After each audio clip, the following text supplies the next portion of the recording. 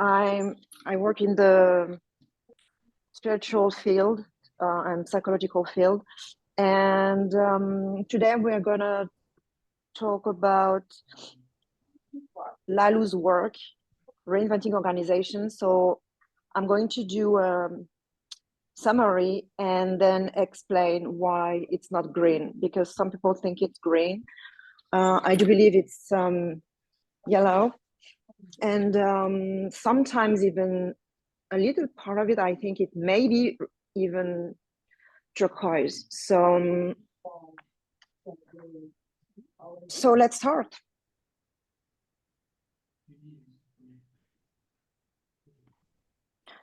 So Reinventing Organization is a book written by Frédéric Laloux and published in 2014.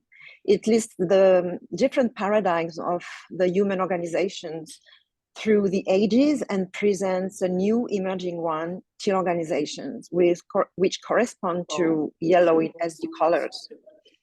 Teal organizations represent a breakthrough in how we structure and lead organizations. There is something in the background. Someone has, everyone has muted.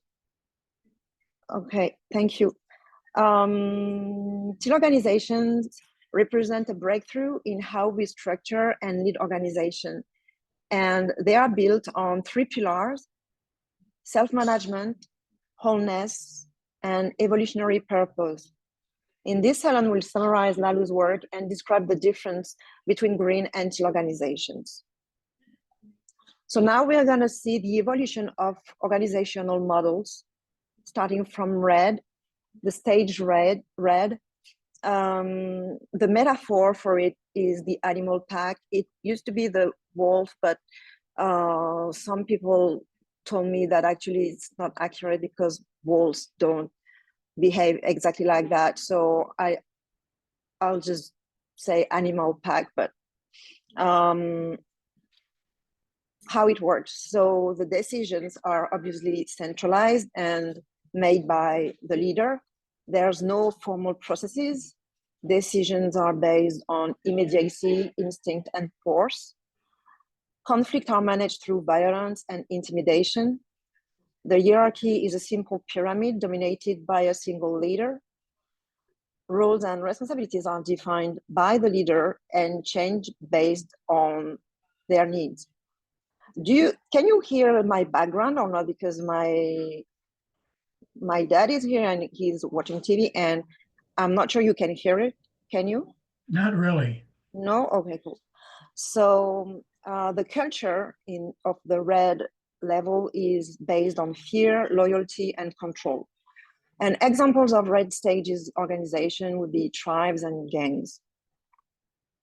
Now, amber blue, because in spiral dynamics it's blue. The metaphor is the military. So decisions are hierarchical and made by authority or higher levels. Strict rules and adherence to norms and procedures guide processes. So a lot of norms, a lot of policies and procedures. Conflicts are referred to rules or arbitrated by higher authority. The hierarchy is a rigid, stratified pyramid with each level controlling the one below. Roles and responsibilities are fixed and clearly defined. The culture here emphasizes order, obedience, tradition, stability, and long-term predictability. Examples of this type of organizations are feudal systems, governments, religion institutions, and I would say some older companies that are not very modern, I would say, are also at this stage. Now we're at the orange stage. The metaphor is the machine. So it's still hierarchical. So decisions are hierarchical, but often include delegation to employees within clear limits. So there is a bit more of autonomy and freedom, but it's very strict. In the limits are really well defined. Processes are goal-oriented, using KPIs and strategic delegation to those who are closest to the issue. It's not all the time. But as I said, it's a little bit more flexible. Conflicts are resolved through performance matrix or arbitration by managers. So when you have an issue with someone, you go to the manager. The hierarchy is an optimized pyramid with flexible layers and sometimes flatter in specific teams, but it's not generalized. It's only in specific teams sometimes. Roles and responsibilities are fixed, but periodically adjusted to maximize performance. And the culture here is driven by competition, innovation, and measurable results. Examples of these organizations are modern companies and corporations. Now, we're at the green stage, which is quite advanced, and the metaphor for it is the family. Decisions are collective and still hierarchical for major decision making. So the hierarchy hasn't disappeared at Green, but you'll see that it's different from what we've seen before. So the processes are collaborative and participatory with dialogue, voting, and consensus. So consensus is everyone needs to be okay, everyone needs to agree. If there is one person that disagree, you cannot have the decision made. Conflicts are resolved through mediation or collective discussions. The hierarchy, so there is a hierarchy, but it is a softened pyramid with servant leaders. We call them servant leaders because they serve the employees. So it flatters the hierarchy in this way. And so the leaders are not controllers anymore, and they are subject to 360 degrees feedback. I don't know if you know that, but we can talk about it later if you have a question. Roles and responsibilities are flexible and adjusted based on skills and needs. There is a great culture in green organization, and it focuses on harmony, inclusion, and shared values. And this is very important for green organizations. Examples of green organizations are NGOs, social enterprises, and progressive businesses. And within these categories, we can find the B Corps and the cooperatives. And now we arrive at teal yellow stage, the emergent stage, which has as a metaphor the forest. So decisions are decentralized now and autonomous, with individual consulting advisors and coaches and those affected. Processes use consent and not consensus anymore. So consent is no one must disagree. So if one person disagree, the decision cannot be made, but the decision can be made even though no one agrees. And even though someone thinks that another idea would be better, they cannot give their veto for that. So it really is easier to make decisions in this way. But the most teal practice would be the advice process. So the advice process is consulting with coaches, advisors, experts, people who know, who have the knowledge, so they can make an informed decision. And also they consult with those affected by the decision, so they know what will how their decision will impact other people. And with this they can make a well-informed decision. But the coaches and the advisors and the person affected are not deciding for the decision maker. And these processes are supported by open communication and trust. And trust is very important in these processes. Conflicts are now handled through peer-to-peer dialogue or structured resolution mechanisms. So they learn at the beginning, at the entry in the company, they learn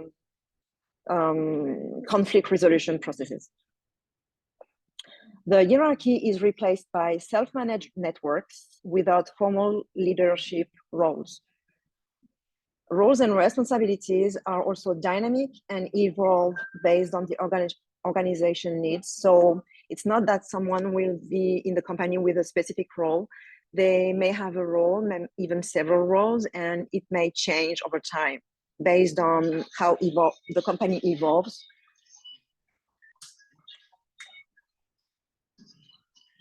And the culture here is centered on wholeness, transparency, authenticity, safety, and evolutionary purpose. The types of teal organizations are living organisms, basically. So it could also be the metaphor for it, but really, teal organizations are exactly like living organisms. They are also like the traffic. The teal organizations are like the traffic or the global economy, because these are complex systems, and it has all the same type of dynamic, autonomous, decentralized way of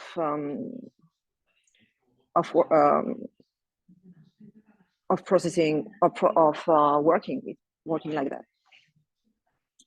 So now we're going to talk about teal organization. We'll focus on these organizations from now. So I want to tell you now how teal organizations were selected. So Frédéric Laloux had screened over 50 companies that had good specificities to teal, but it was not perfect. So he selected, within these 50, selected 12 companies that are perfectly teal. So he selected these 12 companies based on the following points. So all teal companies were financially viable and successful, and this for at least 5 years. They had been operating in their teal paradigm for at least 5 years. So they were not transitioning and they were not experimenting. They were clearly operating in their teal paradigm already. The companies needed to be had a sufficient size and complexity. So he selected only companies that had at minimum 100 employees, and some companies had even over 10,000 employees. So we are talking here about large structures, not just small entities, because some people could say, it works only, teal can work only for small organizations. Well, not for Laloux's organizations, not those he selected. Diverse industries. So you can see that the teal companies are part of so many different industries, from healthcare to food processing to public service, even to manufacturing, to education, to apparel and retail, to banking, and so much more. So really, it's not specific to a specific industry. It works in diverse industries. These industries are largely self-managed with no traditional hierarchy or formal managerial roles. So that's very important for the teal organization to be self-managed and have no managerial roles. They're all supporting wholeness, authenticity, personal growth, mindfulness, and emotions. So emotions is really great because it's not something that we could see before, maybe a little bit in green organizations, but In teal organizations, it's really present. Teal organizations focus on purpose beyond profit. So that's very important. And they adapt organically to changes and challenges. And they operate in many regions of the world.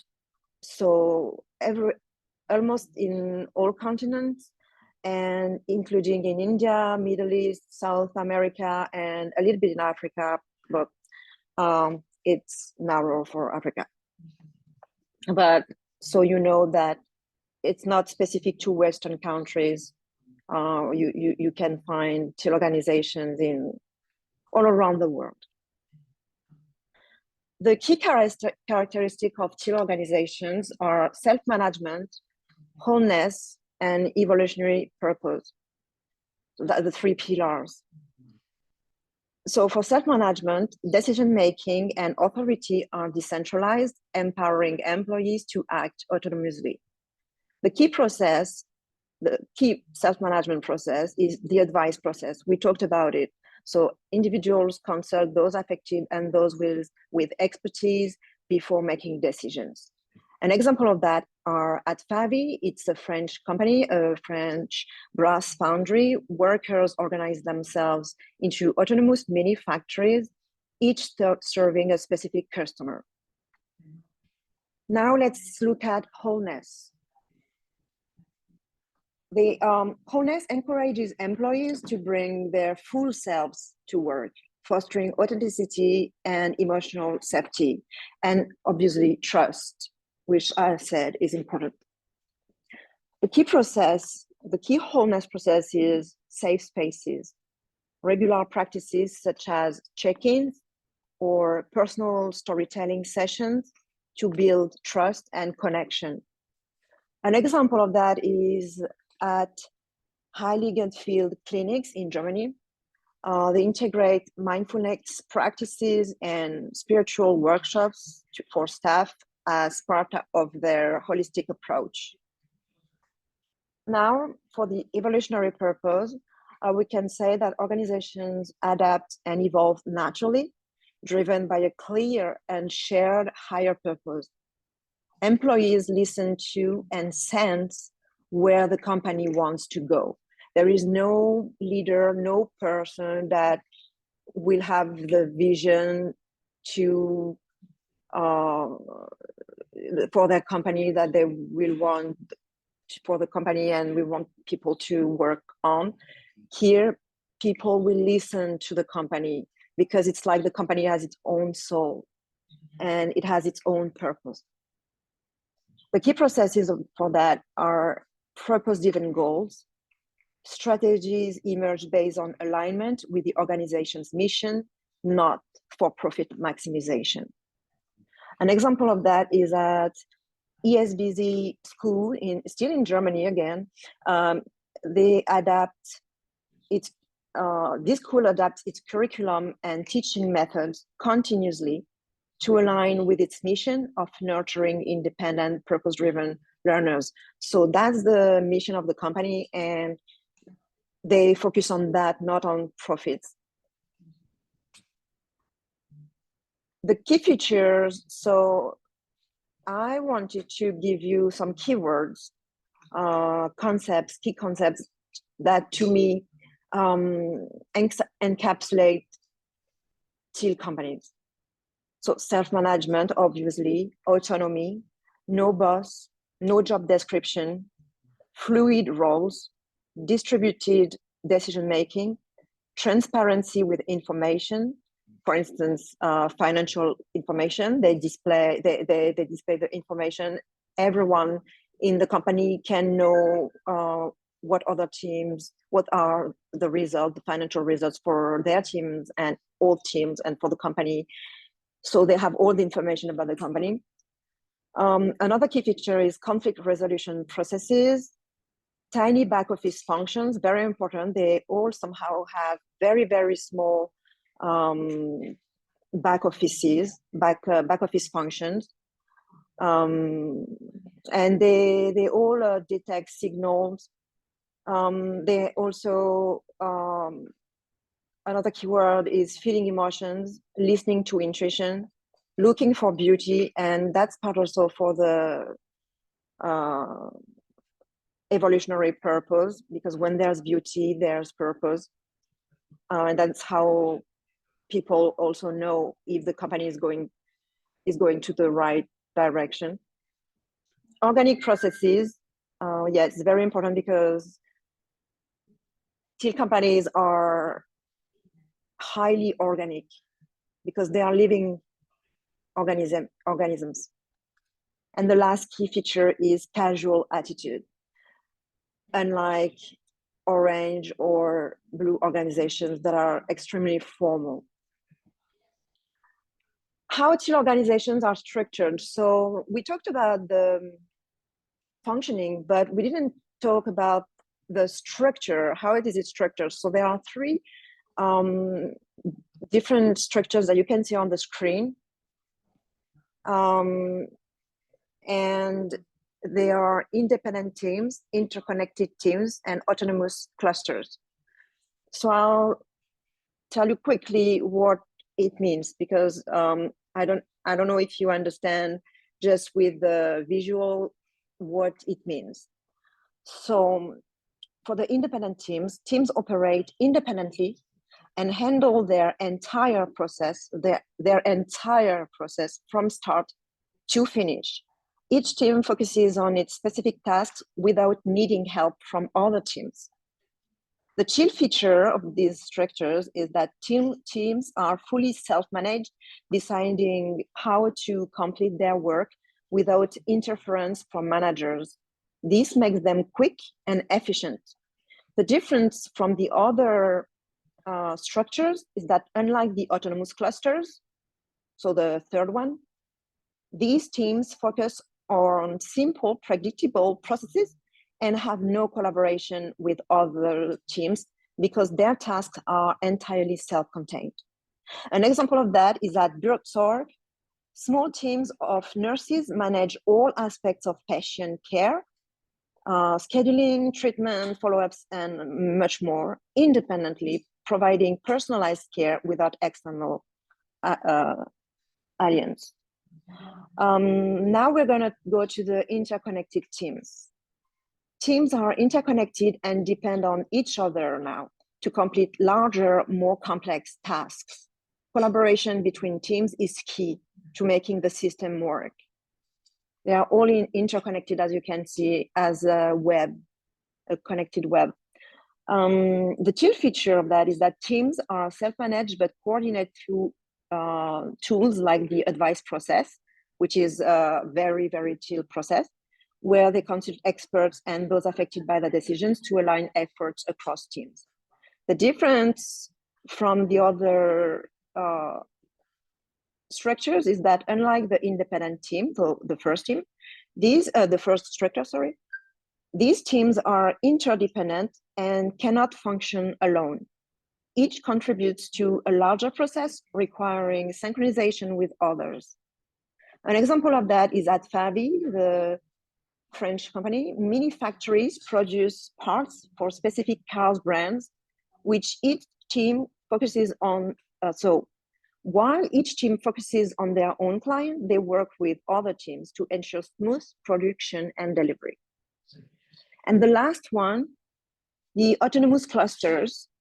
For this one, teams are like self-contained units or modules that operate independently but are loosely connected to the larger organization. They handle diverse, multi-layered tasks.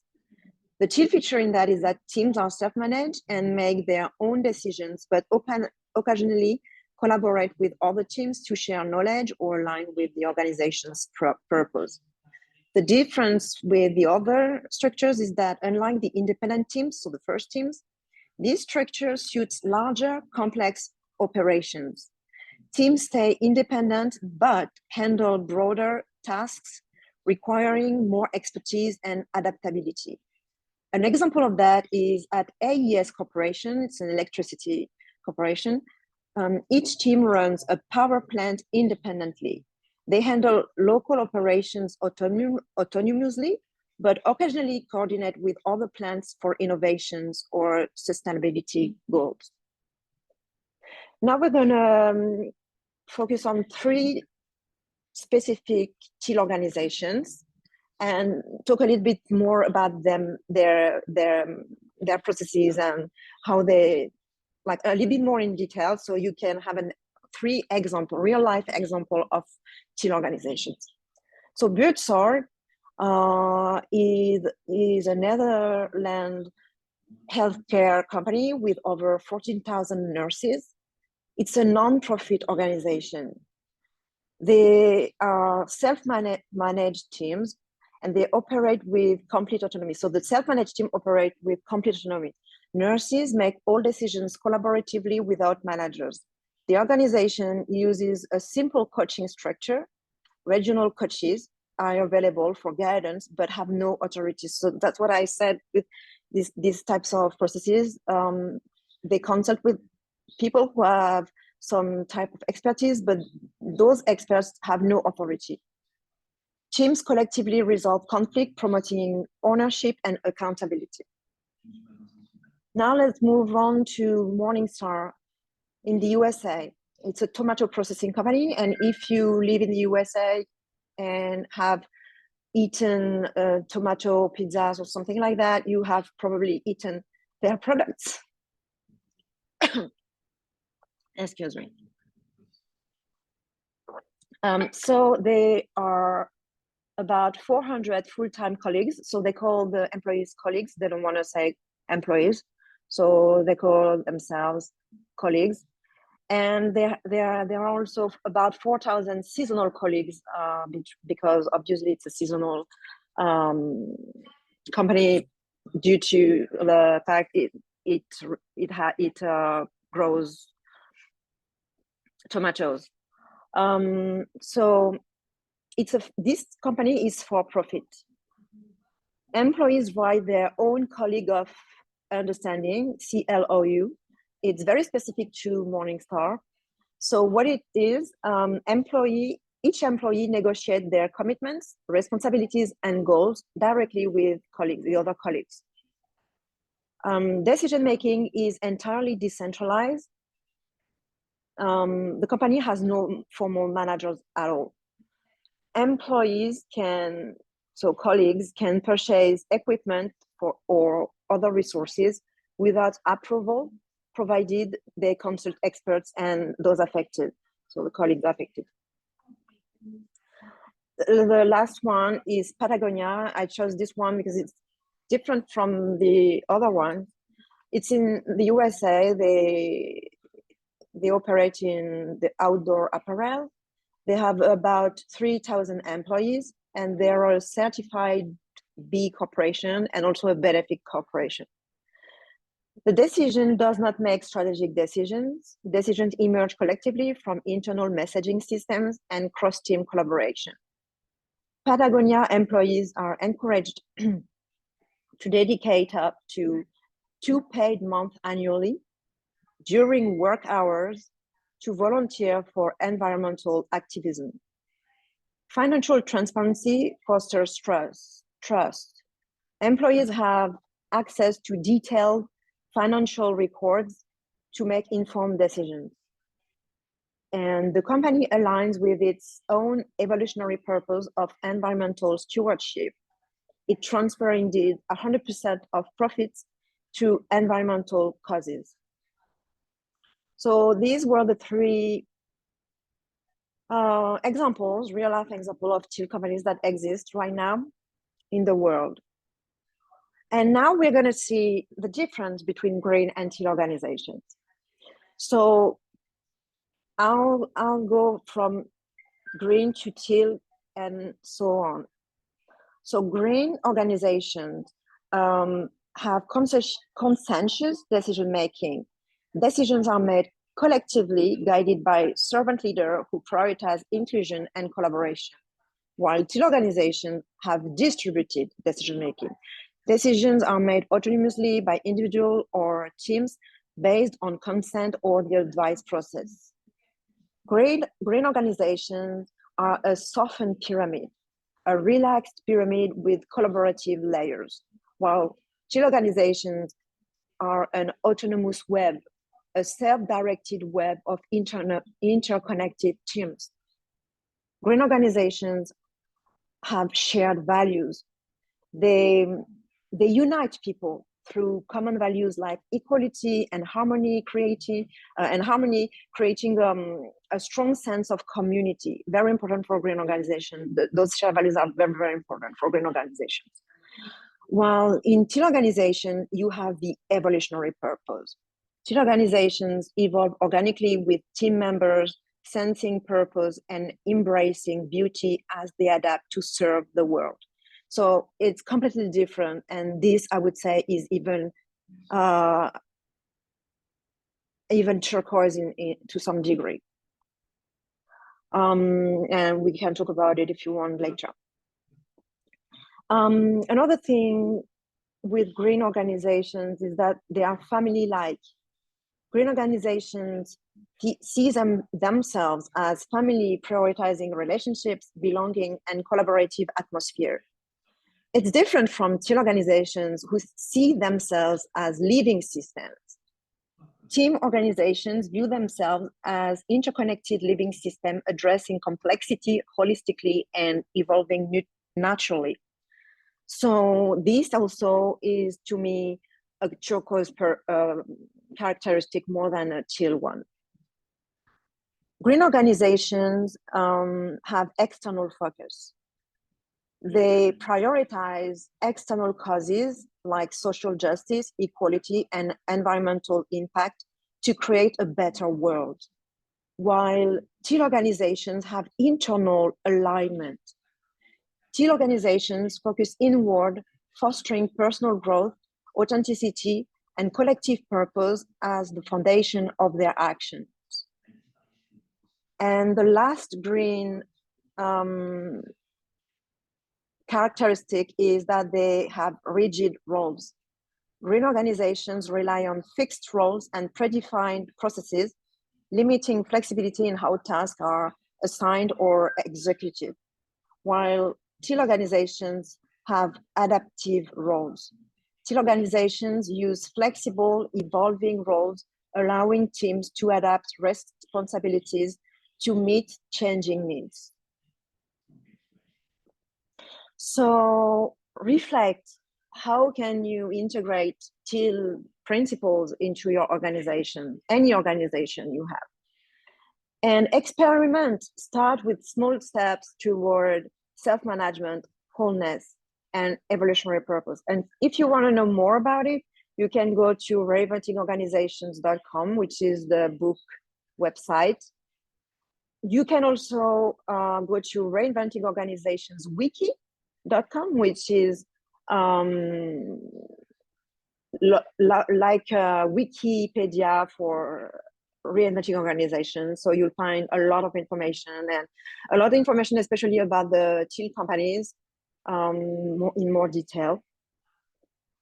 And obviously you can go to youtube.com because Frédéric Laloux has a YouTube channel here with a lot of videos, small videos that walk you through the teal processes and will teach you about anything about teal organization.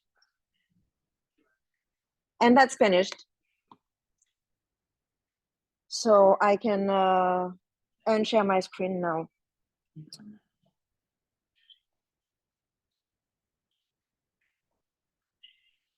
Well, thank you very much for that presentation. That was really great. Thank you. I really appreciated it. Thank you. You explained it so well and just so clear. So the thing that I would want to ask for more clarity about is these teams that these teal organizations have. They don't have any designated manager of the team. Like they don't say, okay, you're going to be the manager of our little team now or something. Like that's just No, and feels sometimes weird. yes, they can, but if they ask someone of the team to do some coordination or managerial thing, it would change. It would be on something specific, and it would change very quickly because they don't maintain such position for a long time. So obviously it can happen that we need someone to coordinate, Okay, but it's really for a temporary time. I see. So another thing that I was really struck by is that the degree of responsibility that each employee has to have in a teal organization is so high, and they also have to have interpersonal intelligence to be able to get along with other people without clearly assigned roles, so that they know, so that they're not just going to be spilling their stuff all over the place. And they have to have emotional intelligence. Like how are you going to get people like those types of people are like usually the CEOs of companies. They're not, it's very rare to find a company consisting of like all the employees or have that degree of responsibility and interpersonal and emotional intelligence and competency in what they're working on.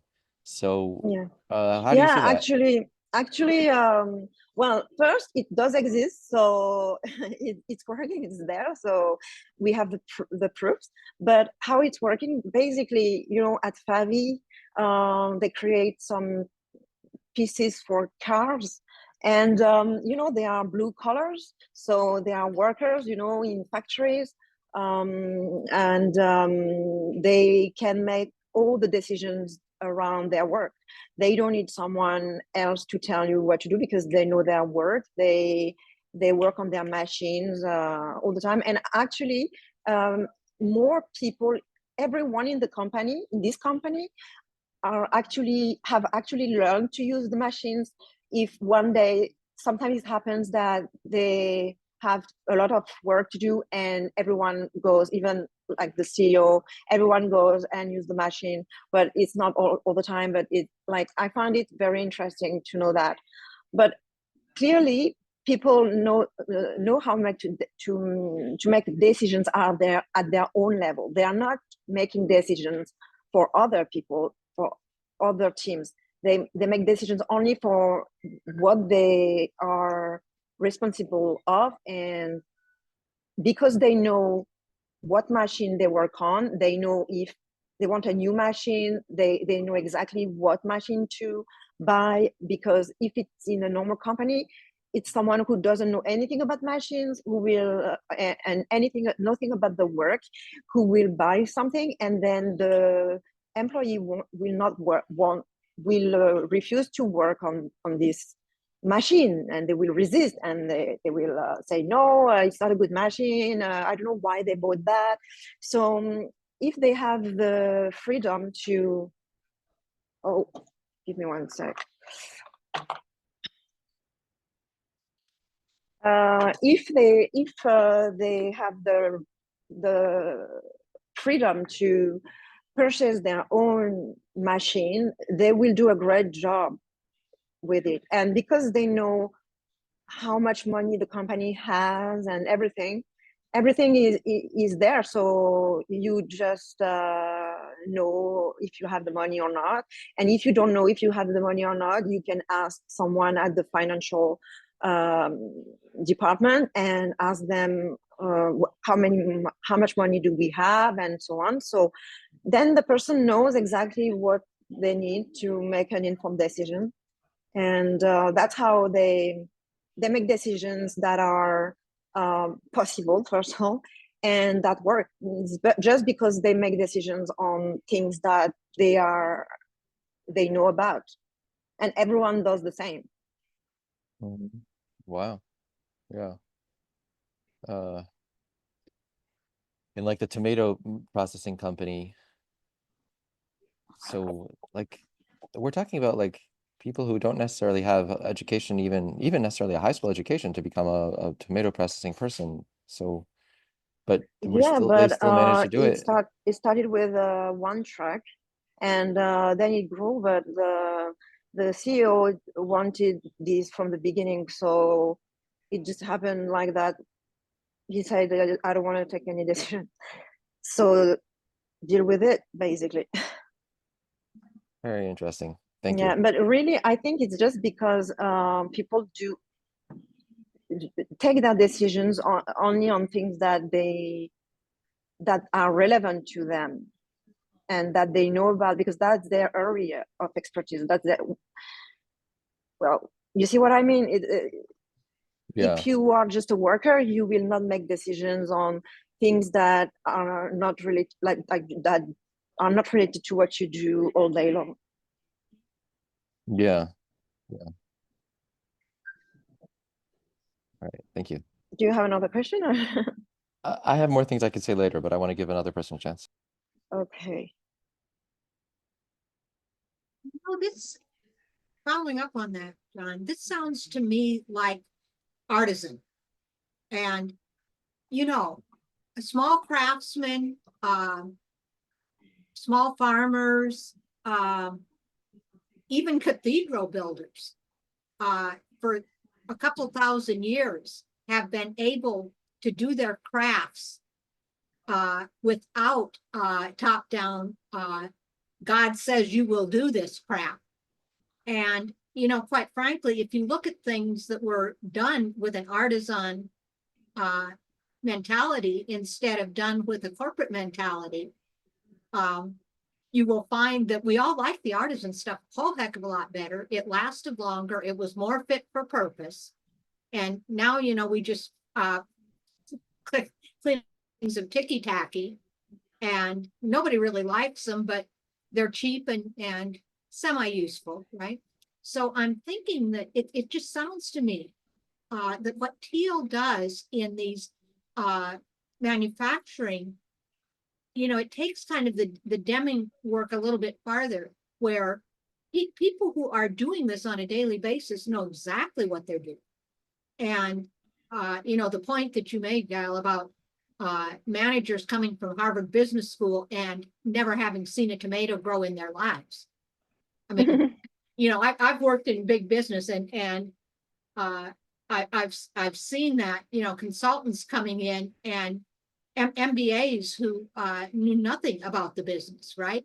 And it's like, you know, the questions they would ask, you know, we would just roll our eyes and go, where the heck did that come from, right? And Yeah, so exactly. the idea of treating physical work, of treating plants, and of treating work like an artisan model, where I'm good at it. I'm good with my hands, and guess what? My brain knows exactly why. It knows when.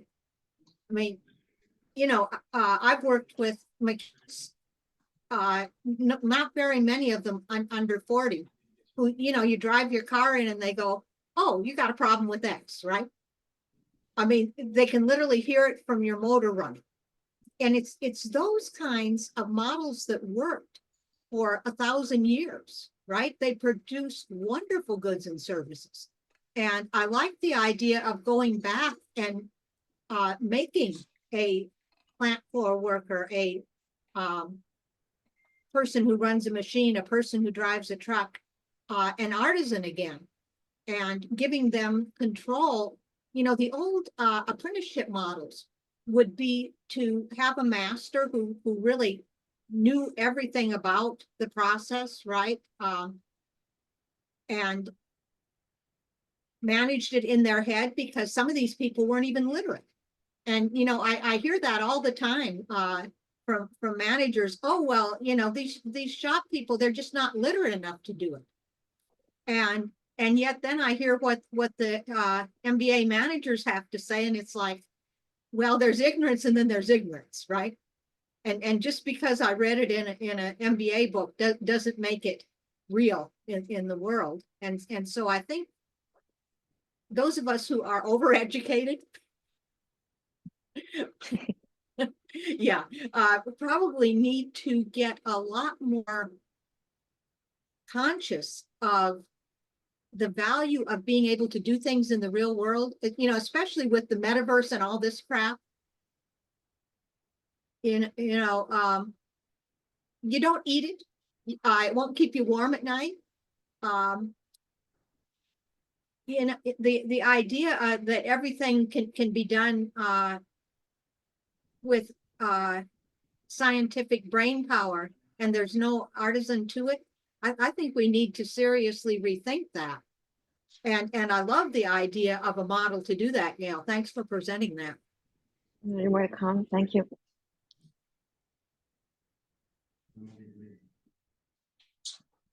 You're muted, Paul.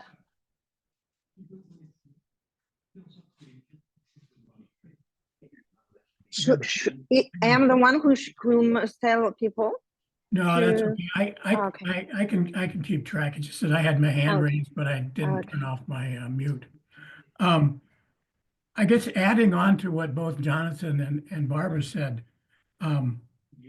which I think were great insights.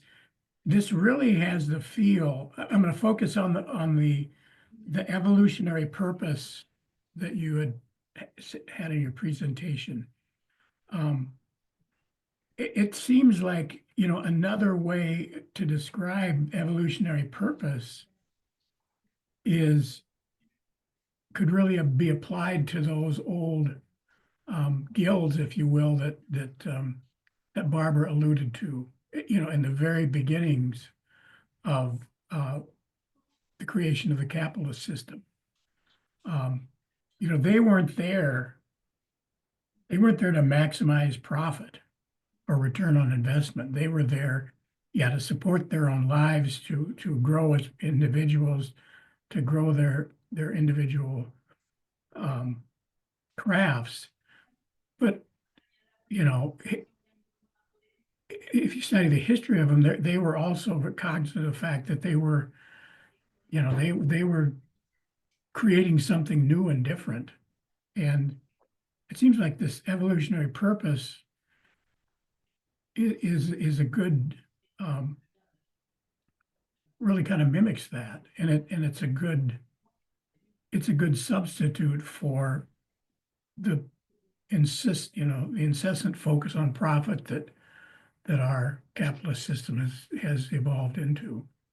I remember a number of years ago, I attended some seminars at Harvard Business School, and one of the presenters was a gentleman who had been an author of a book about they used to call it the balanced score sheet or balanced scorecard, where he talked about this. You know, you can't just focus on profit. You have to consider employees and your quality and the service you provide, and you have to consider your customers. So you can't just say we focus all of our attention on maximizing quarterly return on investment.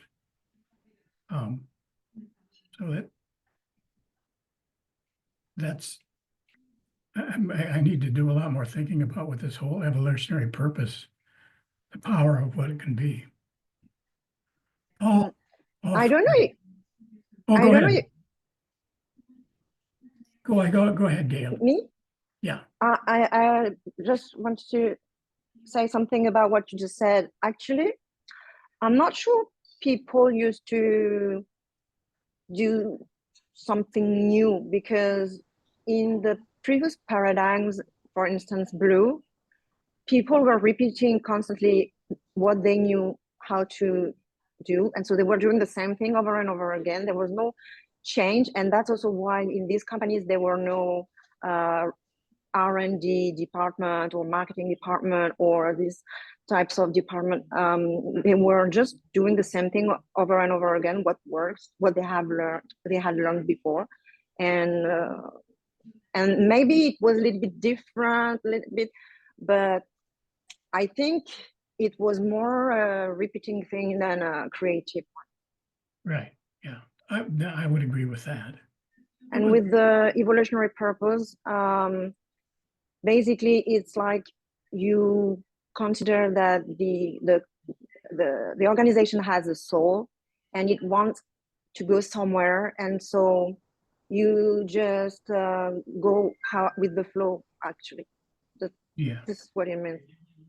So, for instance, Org,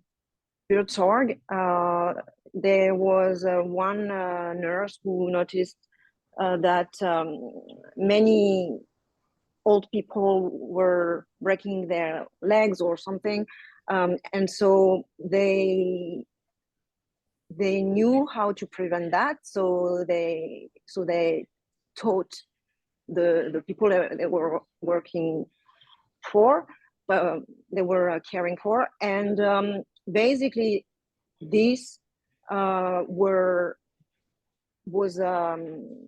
heard by other teams, and so they asked, how did you do that? And so this became a new thing, and now I think it's called Buurtzorg Plus or something.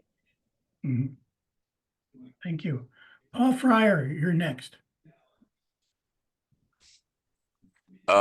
Yeah, it's great presentation. I was just looking over it, integral versus green, and it's interesting because I can intellectually sort of like feel the different think of the difference, but like I can kind of feel it too, and it relates to like I think peak experiences I've had at integral. But there's just such a dynamic sense of like development, and I think you kind of touched on it, Gaelle, just then, saying about the soul of an organization or something. Like it almost felt like there was an implicit like group hive mind in the best kind of way. I ended up thinking, I guess, similar to some of John's question, which was like imagining a integral community or business and being like, how much, to what extent, like sometimes I've heard of the integral community, a debate around the quote community of the adequate. Like, how much do you need the members of a group to have specific integral capacities? Versus like one of the things that this makes me think of is if you just start slipping some elements of integral business, like for example, one of the things on the slide was like being revolving around a sense of purpose and personal development and a sense of like beauty and the power of that in the world. Like if I bring some elements to an organization, like are some of those integral principles enough to start transforming the organization, or is there like a threshold? And part of the question is that is when I hear the presentation, I'm kind of thinking of like, how can I apply this practically? Like I'm very interested in the sort of integral community and all of the various endeavors that are going on, but I also see like a lot of fighting and a lot of not being able to kind of communicate. And it's interesting because I think, can some of these things be applied to that, to be able to basically apply it to our own projects or our own involvement in integral? So I'm sort of half putting just that out as a question, and also just curious, Gaelle, if you have any ideas, but you know, studying it on like, is it kind of practical to use in our own projects? Okay, so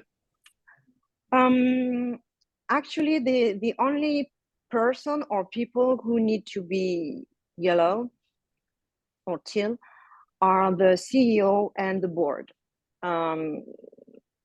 If there's only the CEO, it can still work, but the board may fire him or her.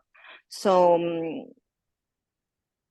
it's good if the board is also on board. But other than that, you don't need to have the employees being at teal,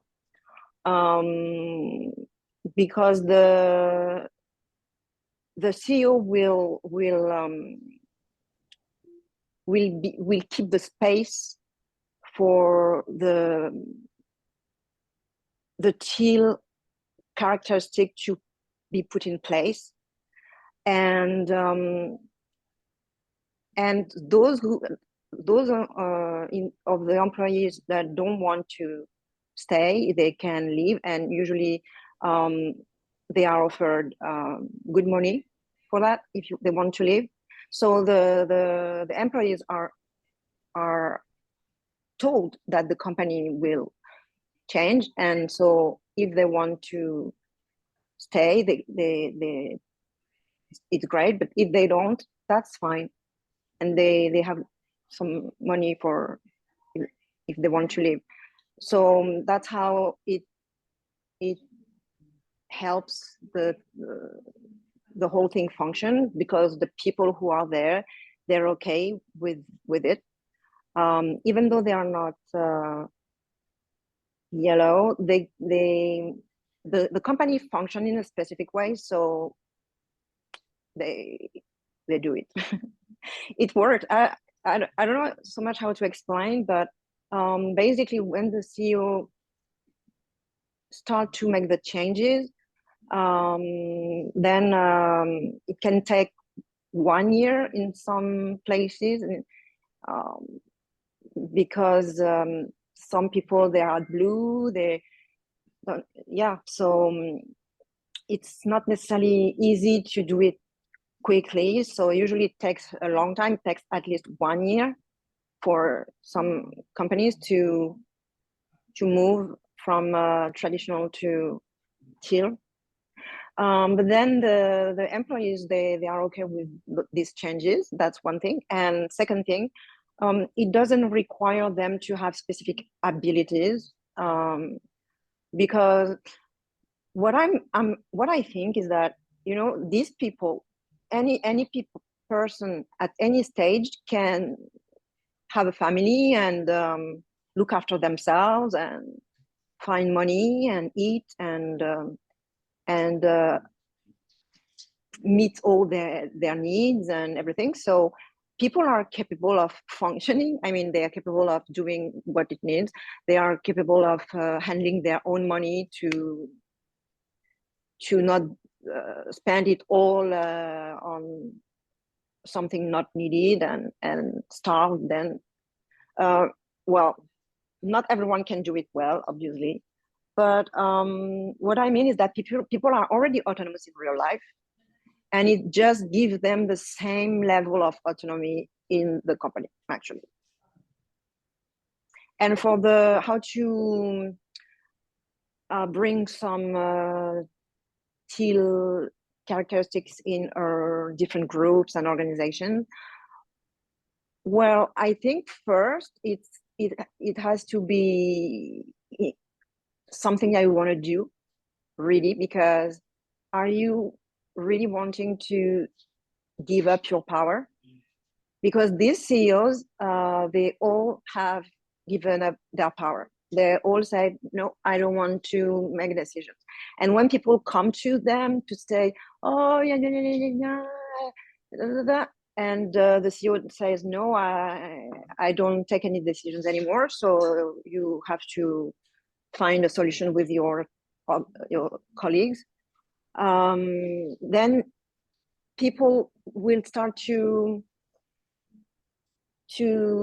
act autonomously, and also they will be responsible for what they do, so they won't be able to cry then to the managers to say that, oh, this team is favored, or oh, I would like more money, I would like an increase of salary, or blah blah blah, because people now they decide what salary they want to have, and they decide everything. So they cannot then behave as children, they behave as adults. And I think they are adults, so it's just normal that they can behave as adults, because in their life they behave like adults, and they even have children oftentimes, and so they know how to be adults in real life. So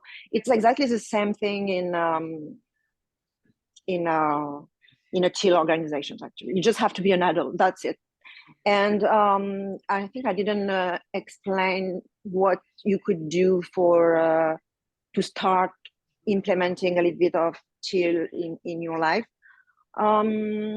So yes, I said, first of all, you need to really want it, because as I said, it's not necessarily easy.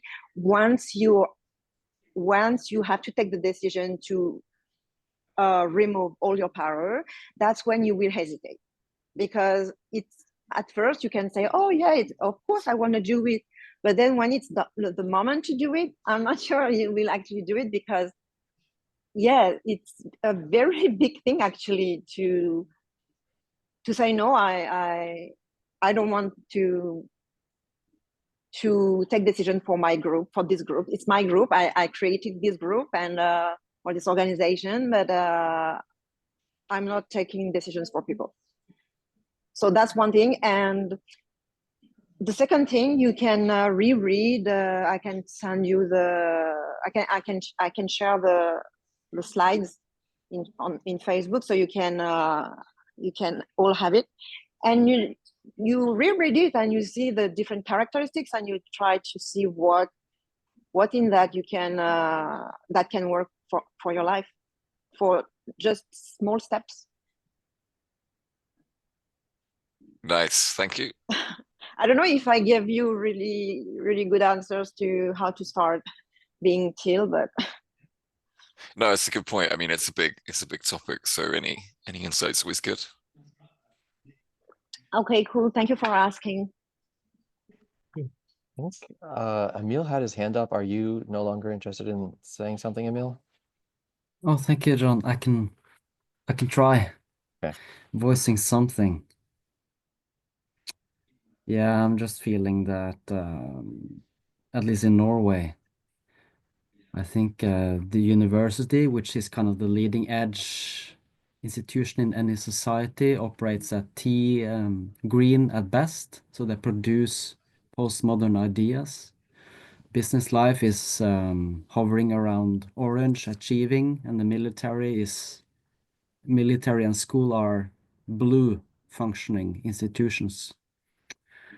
So I have never actually seen a teal organization in Norway. So I don't know about you guys, but I'm not functioning at teal in my own life. I have never been inside such an organization. So I will definitely be cautious about hubris here.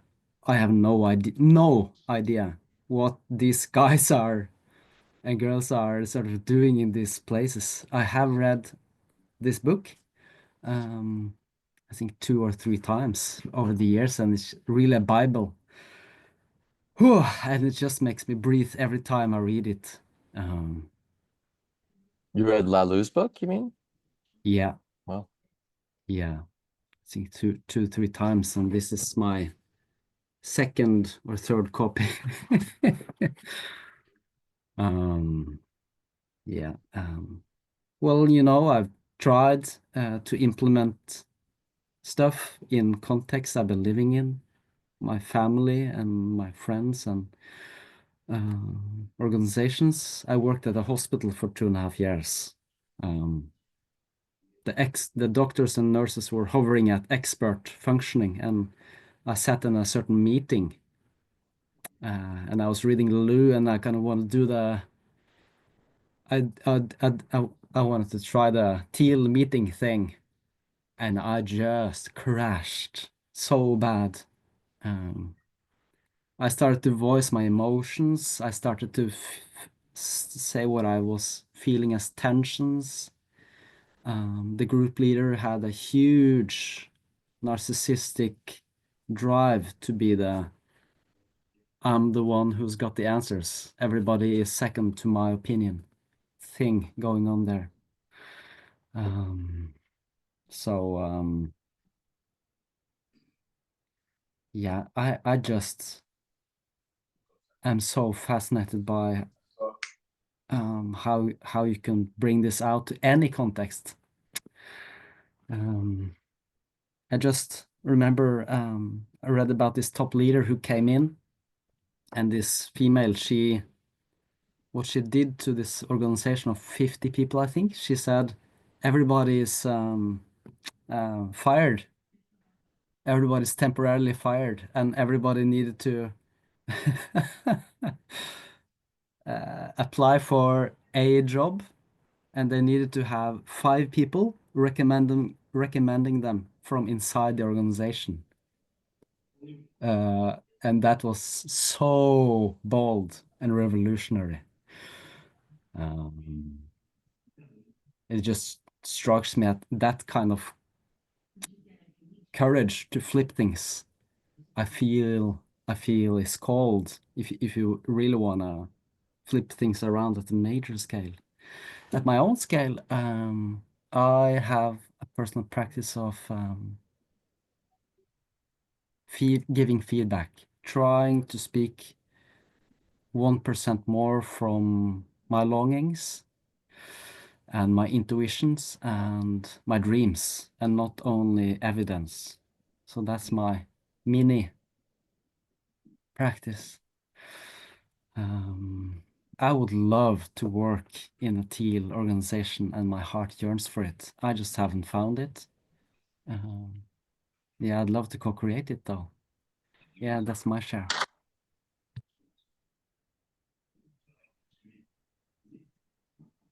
Thank you, Emma.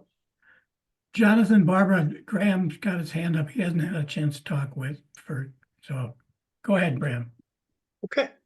No, it's good. I was fascinated. A lot of aspects. I mean, one of the things you were talking about recently about this way of suddenly going through, suddenly telling all your workers that they're empowered, then suddenly backing down. I mean, I remember seeing that a lot when I worked in banking.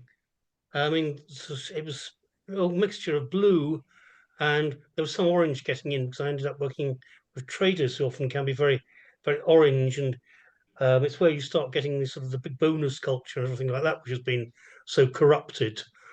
And one of the things noticed there, suddenly we start. I mean, in the early days, I mean, one I see when you start seeing the orange as that is how abstract at times everything can be. The units, the mass production, everything like that, and it made me think of something we were talking about when we were talking about the good and bad of things like red and thing. One of the things about orange is when it starts getting bad, it's bad also happens in a more abstract way, and we maybe get the alienation, and then maybe something we're coming at is an attempt to, I mean, with every new meme is if you like to initially overcome some of the limits of the previous meme, and we used to get this very often talk about having empowered workers, motivated, forget all that.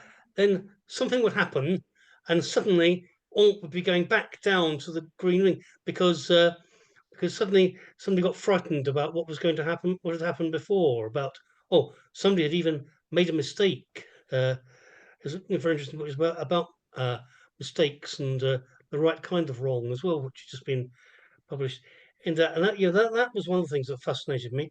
But it was also this movement from abstract, in a sense, to a slightly the structure. We almost had the sort of very much the production line type of organization with orange, and yet the green starts returning that, becoming aware, or above that, and even above that, becoming aware of the sort of empowerment of how perhaps we're here to fulfill ourselves as well as just to make a biggest number of units and maybe be paid as units in doing it. And that was really one of my fascinating part of it. You're describing that sort of process, and maybe also tapping into what's sometimes been called the wisdom of teams. How sometimes an individual isn't perfect, but a team, if all the individuals are working in the same direction, you sometimes get something that's more than the sum of parts.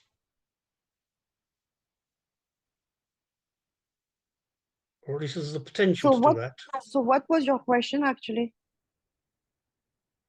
Well, it's not so much a question, more an observation. I mean, I don't know if you recognize from that some of the things that you were talking about. Thank you, Graham. Okay, thank you. Jonathan, and then Barbara. Yeah. So one of the things that the slides were saying about teal organizations is that everyone is trying to express beauty, and that gives them a sense of purpose and helps them to actualize themselves within the context of the organization, I think, because expression of beauty and striving for beauty is what's meaningful. Is that about right? No, it's not exactly that. It's that when you do something and it's beautiful, then you know it's aligned. Okay, but it's not about, okay. But is it about people also having the independence to determine what is beautiful in the organization? Yes, of course. Okay. So beauty is like, that's where we get, I think, to so much of our subjectivity. There is, it really gets down into the core of who somebody is as a person, what they find to be beautiful. What I find to be beautiful, I doubt that anyone else in my life or here would find to be exactly beautiful in exactly the same way. They probably would nuance it differently. So it's how do you even get people to cooperate around that? Uh, how do you see that? I think that's we talk a lot outside of this group. We talk about subjectivity and objectivity, and you kind of don't like the subjectivity thing. And I think You it's can't just what? I didn't hear the word. You can't what? you don't like the subjectivity thing. No. Not so much. I would say it's just a subjective thing. Beauty is subjective, so you just obviously not everyone will see the beauty exactly the same way, but when you produce something and you find it to be beautiful, then you know you have somehow listened to where the company wants to go or what it is about, its mission. So I don't have an example right now, but if I have one that comes up later, I'll tell you, or if it comes even after the presentation, I'll write it on Facebook in the group, Facebook group. Well, do you what do you have another question, or is it, or because I'm not sure what exactly you want to know.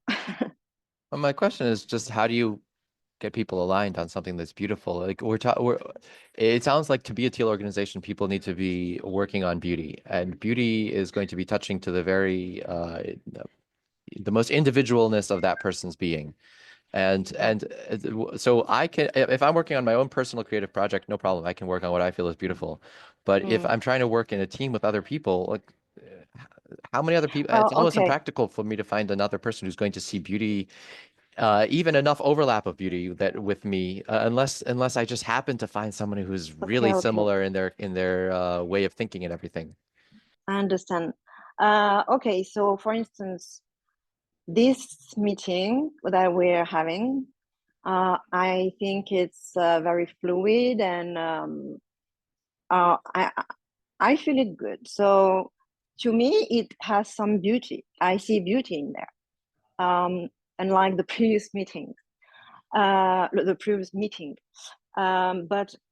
it's not visually that I can see that. It's just, well, maybe you can see it in your mind's eye, but I just sense that that's beautiful because it's fluid, it's harmonious. So yeah, you can think of beauty as a feeling, or like a harmonious feeling. Totally. So you and I may be able to resonate with that, but what it's okay. This still requires a high degree, I think, of similarity of developmental stages and stuff for people to really resonate around beauty. Well, actually, scientists, when they find some interesting things in their studies, they often say it's what the numbers are beautiful. What they have found in the number is beautiful. So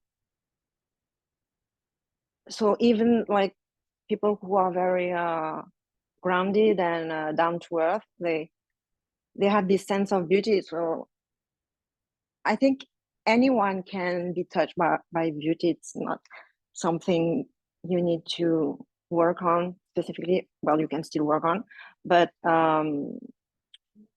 it's something natural that you can sense and feel. For instance, when you think of your life, what do you think is beautiful in your life? And in teamwork, what do you think is beautiful in this teamwork? Or yeah, it can be like that.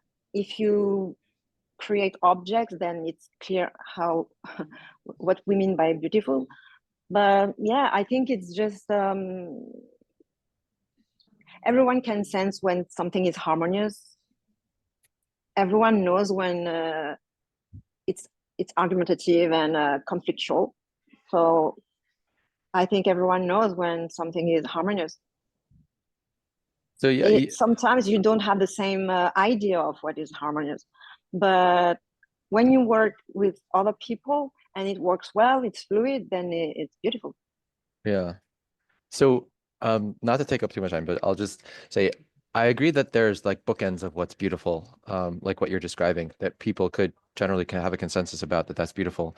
I think that the issue comes up when we get into the complexity, because generally things which are beautiful may also have some component of them which may not be so beautiful. For example, if my company's creating a product, I worked at an acupuncture needles company once that was distributor of acupuncture needles, and it's really beautiful to be helping people to acupuncturists to create this holistic healing practice that's going to be great for the world and in a non-invasive type of Western medicine way. And that's really beautiful in and of itself. But I think other people might feel that like, well, the company also has a profit drive and that it moved away from its original idealism a little with that profit drive, and that starts to taint its beauty. So like the question is, how do you, when you have different beauty is usually not pure beauty. It's not pure beauty would be something like what people imagine God to be. So every human creation is going to have different there's going to be compromises between the different competing priorities about what's practical versus what's ideal. And some people, I think a lot of it may also depend upon like the stages of justice that I was sharing from Kohlberg in previous slides, where different people, depending on their stage of justice, will have more of a reaction to what appears to them as a slight flaw or in the earlier stages, it might not bother them at all. As they go up the stages, then those slight flaws might feel like they're real injustices to them, and they don't justify, and that gets in their way of saying that the beauty is justified at the expense of some degree of injustice. So I think that issues of justice and different perspectives on issues of justice can really get in. They often cause conflict between people. So even if people agree that something in essence could be beautiful, but because there's so many practical compromises that you have to make on the way to actually creating that beautiful thing. Anyway, that's Well, okay, my concern. so I understand very well. It's a good question, actually. Steel companies, they try to make the company purpose first before profits. So if you're looking for meeting the evolutionary purpose of the company and not the money, then you will have less things to regret, or you will have less ugly things. Because for instance, Good Sword, their mission was to help older people to be independent, autonomous, not independent, obviously, but autonomous. And that's what drove all their decisions and all their actions. So when you try to achieve that, and you have a conflict, like, if I do this, it will serve the purpose, but at the same time, it will be less money in our pocket. Well, if one is more important than the other, if you value purpose more over money, then you will make a choice. So of course you will have less money. So that's not as beautiful in some way to have less money, but at the same time you value purpose more. So it has all the beauty you value, actually. Does it answer your question? Sort of. I mean, I think that that requires a very, like a lot of very idealism amongst the employees of this company if they're going to actually put that value of those things that are beautiful above money and sort of selfishness. But that's still organization how what they want to do. And green companies, they are very focused on shared values. So I think that's something that starts at Green actually to think about meaningful things over profit. So it starts at Green, and then Teal is just a continuation of that, even to her even higher degree. Mm. So just look at green companies, what they try to do. It's not all perfect, but do we need it to be perfect? I'm not sure. You just do what you can with what you have, with your values and intentions, and you move with the flow with all this. All right. Thank you. You're welcome. Barbara, You know, it comes to my mind that Jonathan has an artist's view of beauty, not and an educated artist's view of beauty, not an artisan's view of beauty. So when we're talking about people on the shop floor producing something, I think that it's easy to get a consensus of what they've agreed to produce and how, and you know, beauty isn't some pretty picture to artisan folks. It's functionality and its utility in the world, and all of those things that that folks on the shop floor really can be proud of and can buy into. So I think we're getting that abstract level that that we're not realizing what a consensus you can have. I think what I see a lot of times from the shop floor is that in orange organizations, they're making things that they don't believe in. They know their quality is a piece of you know what, and that there's a power over, and that's what happens to you at the bottom of an orange organization. The boss has power over your work and tells you what you will make and what poor quality it will be, and you're stuck with it, right? So one of the beauties that you see in self-directed teams at a shop level is that individual workers can exercise their own views of what's a quality product, their own feelings about how that shop floor should be run, their own feelings about how an artisan should be making these products, without being told, "Oh, I'm sorry, we know that we're going to have a 5% defect level. Too bad, so sad. They'll just ship it back and we'll melt it again." That sort of thing hurts when you tell shop floor people that they have to put up with that. So and it suddenly gives them power to do.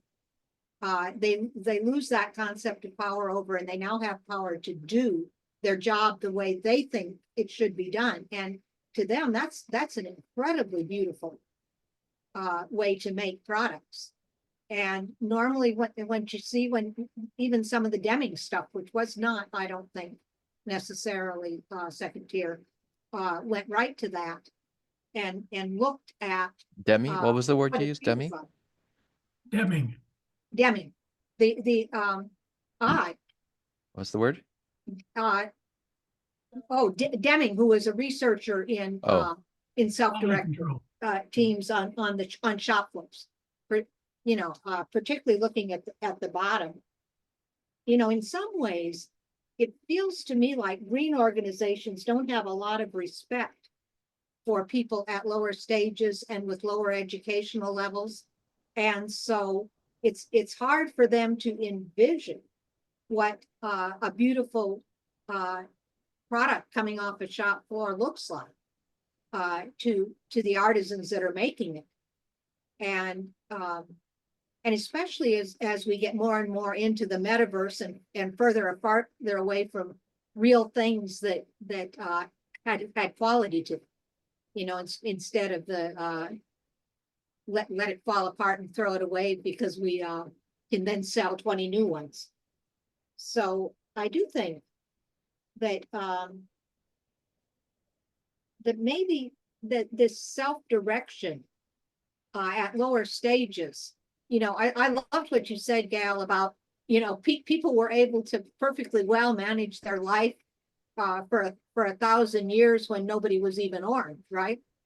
Now, and a lot of individuals can, and we see that in society more and more, that we see that underbelly of people that can't, being highlighted. But I don't think you need to be second tier to be able to manage your work life if you're working on something that you enjoy doing. The problem becomes so many people don't enjoy doing it, right?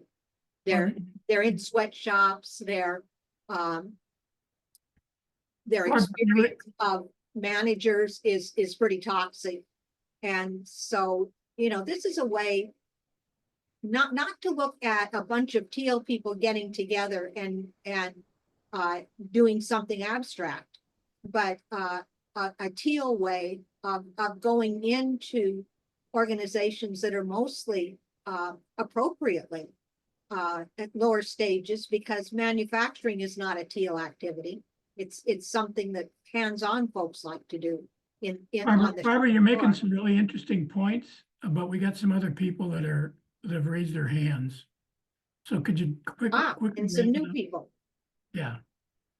Thanks. Go ahead and quickly wrap up what you were talking about.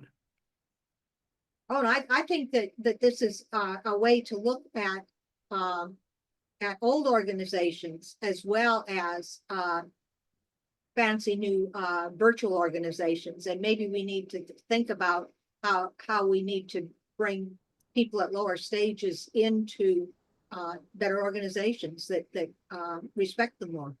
Yeah. Paul, you and Marjorie are up next. Marjorie hasn't had a chance to talk yet, so I'll let her go, and then Paul Fryer. Thank you. Hello, everybody. And thank you for a really, really, really wonderful presentation. In terms of beauty, I'm thinking that possibly we are mixing levels of development in terms of second tier with states of consciousness, states or stages, because because beauty in particular can be considered to be a state of consciousness or a stage that can be at any level.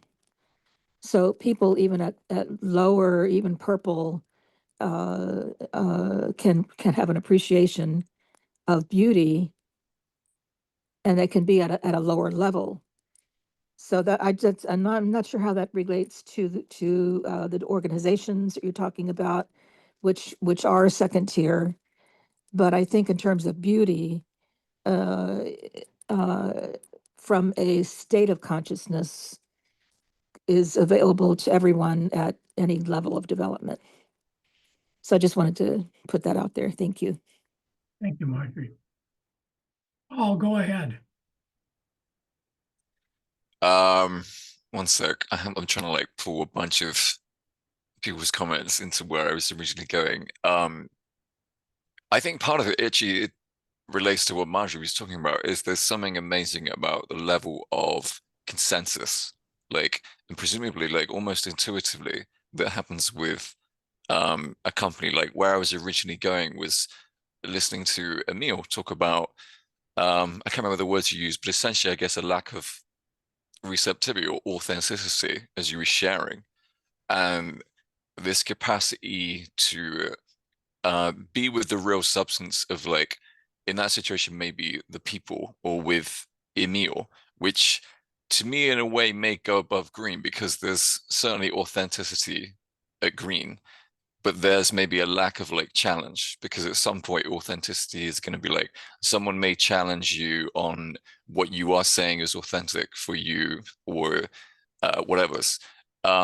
Which to me related a little bit to what Barbara was talking about in terms of dealing with the lower levels. Like especially at Orange, maybe Green does this too, where it's like maybe there isn't a connection with the real substance of what makes a company or organization work, like the people, the actual items that you're really making, and really appreciating this sort of very grounded, practical level of a company, like really having a deep sense of intimacy with that.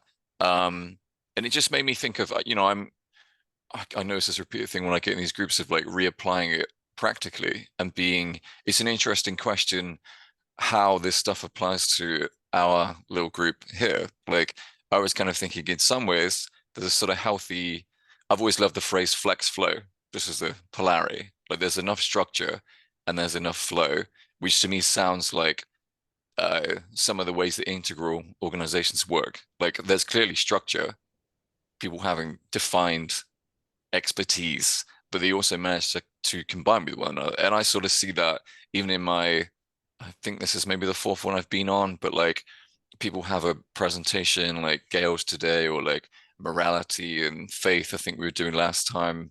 I can't remember, I can't remember the other ones, but anyway, there's these like topics that people will present.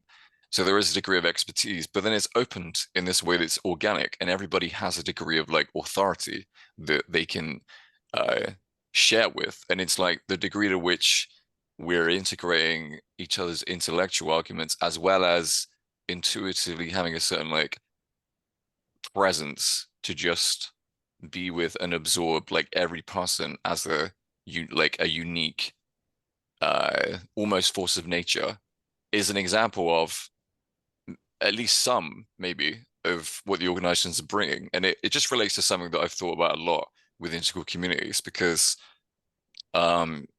there's a million and one ways to like disagree, and integral just jacks that up to like the nth degree. Now everybody can debate about levels of development and all this kind of stuff, and I think that's all good, juicy debate and relevant. Like everybody has an interesting point, but what I've seen repeatedly is what trumps that is the willingness and ability to create consensus, or create essentially nurture what's good there. Like Amir, when you were saying about not really finding a teal organization, because yeah, in some ways I kind of agree, and then other times I think I have these peak experiences, and some of those peak experiences in hindsight, like I used to be with, I don't know if people know about Andrew Cohen and Layer Next, like this was like 10 years ago.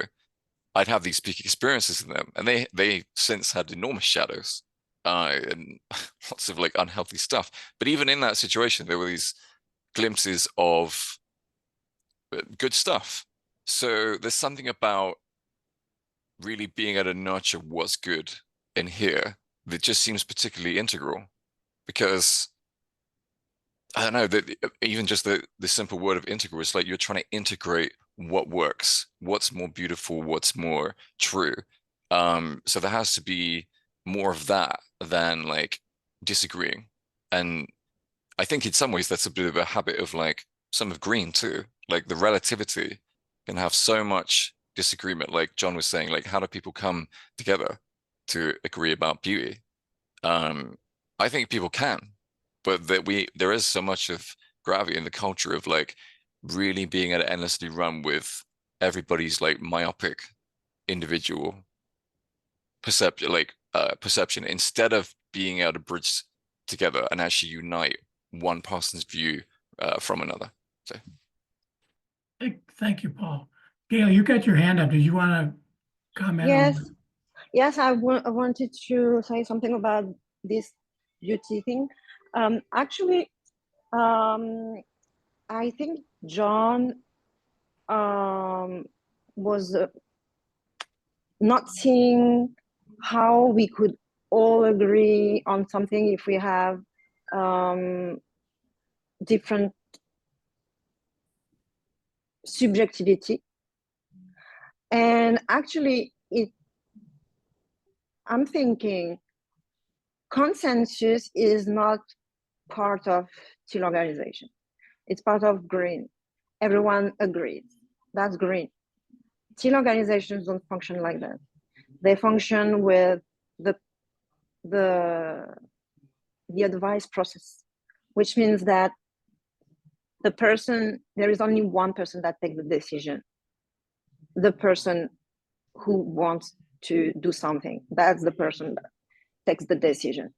And they get aware of the impact their decision has on other people, and they get to know all the knowledge and expertise around this thing, and then they make their decision. And so they can make a decision even though no one wants them to do this decision. So for this question of beauty, well, then this person, if someone wants to create something beautiful because they see an opportunity or something, they will just go for it. They will just consult with everyone, like all the people they need to, and then they make their decision, that conscious decision. And also, if they don't do the advice process, it can be consent. As I said, the consent is not everyone must agree, it's no one must disagree. If no one disagree, it's fine, you can go ahead. Even if someone thinks, oh, I think I've got a better idea than this one, maybe we could do this instead. Well, that's not a good reason for giving the veto and disagreeing. So basically, you just need to have yourself a sense of beauty for something, and you just go ahead. So it's less difficult than the green consensus to have everyone agrees on what's beautiful or what's not. Thank you, Gaelle. I just want to make a couple of comments. One, to kind of make some points about that Gaelle had made about the role of the CEO and the board, and then also kind of a comment somewhat about what Paul Fryer had said earlier about how there's a certain minimal level of integralness, whatever term you want to use. In terms of what Gaelle had said about that in an organization, the only two groups that really need to be teal, yellow, integral, whatever term you want to use, are the CEO and the board. And I guess what I would add to that is, and this is something that Daryl could I think would probably agree with.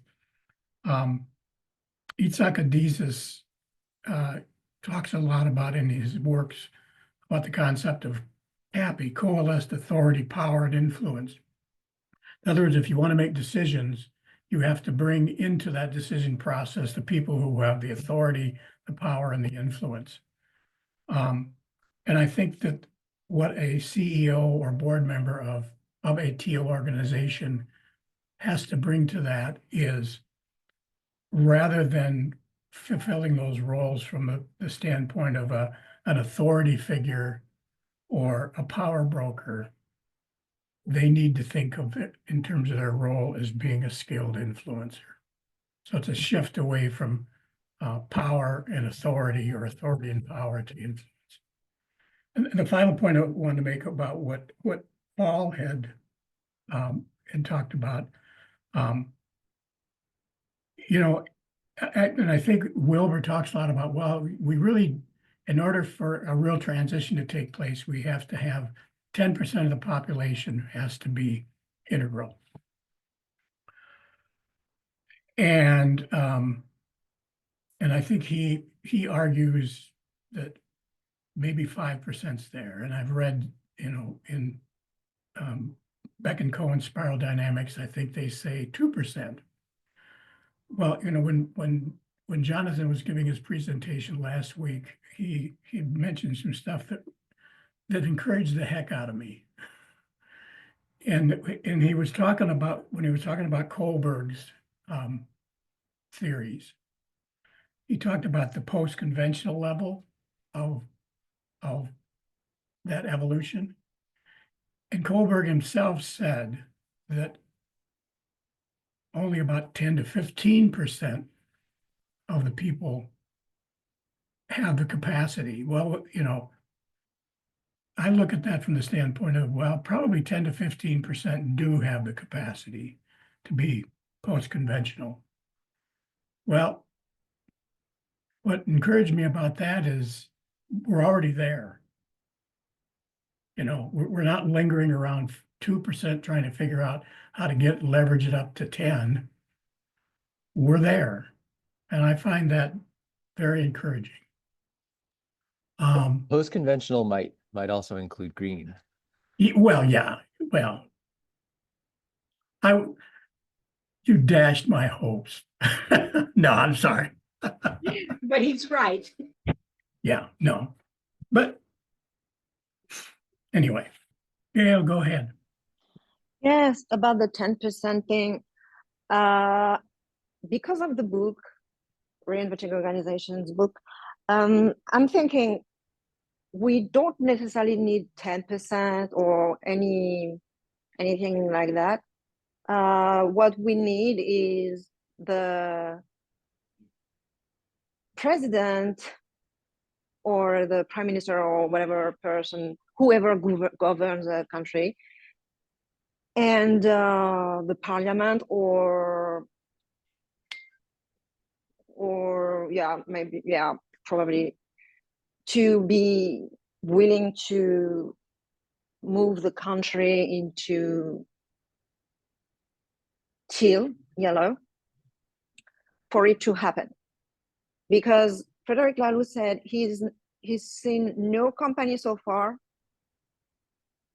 who has been able to shift to teal if the people were the employees or middle managers. It never worked. But the only way it could happen was when the CEO decided he wants to give up power and make the company become teal. And the board also needs to be on board. To some degree, it can function even without the board agreeing, but since the board can fire the CEO, then it's better if the board is also on board. So that's the only way he found that companies could move into teal. And so that's what I think also that could be the case for countries. If the highest people in the government, like the highest governing people, have to want to give up the power to everyone, to distribute power to everyone. If they want to do this, then it can happen.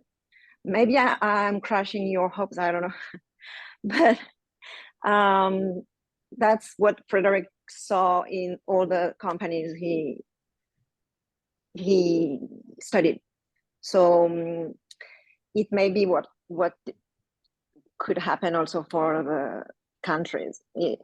Only if the president and the parliament want to do it, then if they want to do it, then it will happen. And doesn't matter whether people are at green or blue or red or whatever, it can happen. But unless the president and the parliament or the government don't want, it won't happen.